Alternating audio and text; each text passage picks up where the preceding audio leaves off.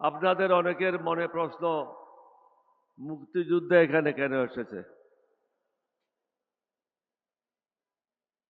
আপনাদের হয়তো অনেকের জানা নাই, 2001 সালের পরের থেকে বিএনপির সাথে নীতিগতভাবে অনেকগুলি জিনিস আমি মেনে নিতে পারি নাই। সারা জীবন আমি যুদ্ধ করেছি। 1971 সাল থেকে নিয়ে একজন ক্যাপ্টেন হিসাবে পাকিস্তানের বিরুদ্ধে সর্বপ্রথম বিদ্রোহ করেছিলাম। শহীদ রাষ্ট্রপতি জিয়াউর রহমানকে দেওয়ানহাট নামক জায়গা থেকে ফিরিয়ে নিয়ে এসেছিলাম। যদি উনাকে ওখান থেকে ফিরিয়ে না নিয়ে আসতাম, হয়তো 5 মিনিটের মধ্যে উনাকে গুলি করে হত্যা করে কর্ণফুলীতে ফেলে দিত। পরে দুজনে গিয়ে বাংলাদেশের স্বাধীনতা ঘোষণা করা হলো। লক্ষ্যটা কি ছিল? এটা ন্যায়ভিত্তিক সমাজ হবে, অর্থনৈতিক মুক্তি হবে, বাংলাদেশের মানুষ সুখে শান্তিতে বসবাস করবে। দীর্ঘ 25 বছর কি দেখেছি? ভারতের দালালেরা, মোদির দাসেরা দেশ পরিচালনা করেছে। এখন জাতিকে সিদ্ধান্ত নিতে হবে।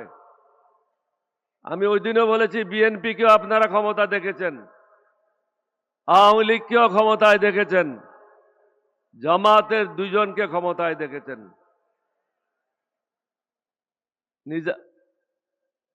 মুজাহিদ সাহেব এবং নিজামী সাহেব 2008 সালে আমরা কয়েকজন ছাড়া, নিজামী সাহেব ছাড়া, আলী হাসান, মুজাহিদ ছাড়া বাকি সবাই দুর্নীতির দায়ে জেলে আবদ্ধ ছিল। আজকে দেশের কি অবস্থা? আমরা কাপড় পাল্টাচ্ছি, নাম পাল্টাচ্ছি, কিন্তু দুর্নীতি থেকে আমরা বের হতে আসতে পারি নাই, চাঁদাবাজির থেকে বের হতে আসতে পারি নাই। আমরা যারা আজকে মঞ্চে বসে আছি, আমরা আজকে আমাদের জীবনের শেষ যুদ্ধ।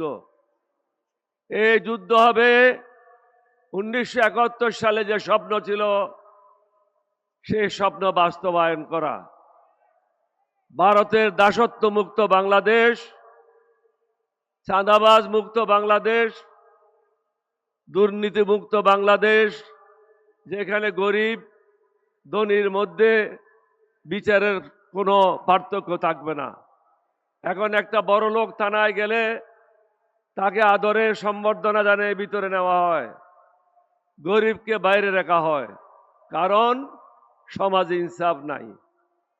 আমরা যারা এখানে আছি, আমরা ওয়াদাবদ্ধ, নতুন বাংলাদেশ আমরা আপনাদেরকে উপহার দিতে চাই। সমগ্র জাতিকে চিন্তা করতে হবে।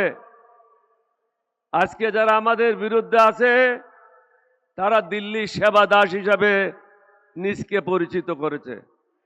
সেবা দাসদেরকে আমরা বাংলাদেশের দায়িত্ব দিতে পারি না। সেবা দাসদের সাথে আমরা বাংলাদেশকে হস্তান্তর করতে পারি না।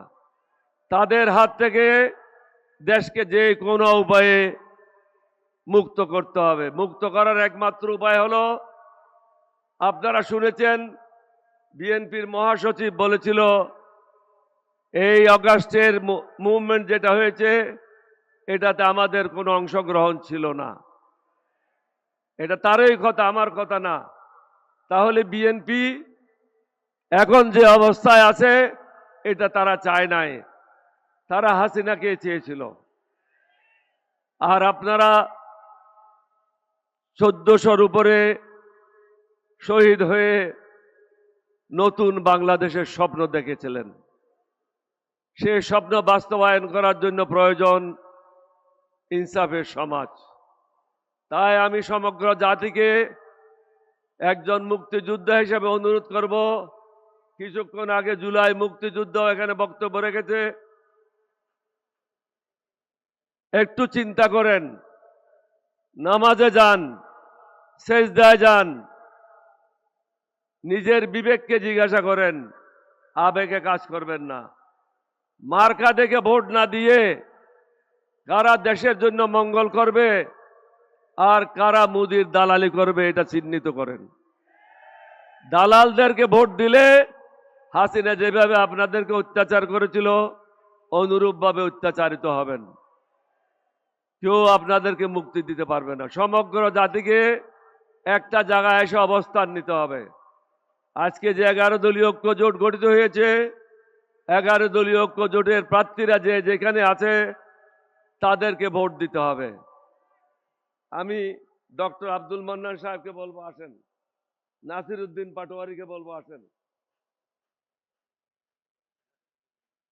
দুইজন দুই পাশে, মুক্তিযোদ্ধা মধ্যখানে।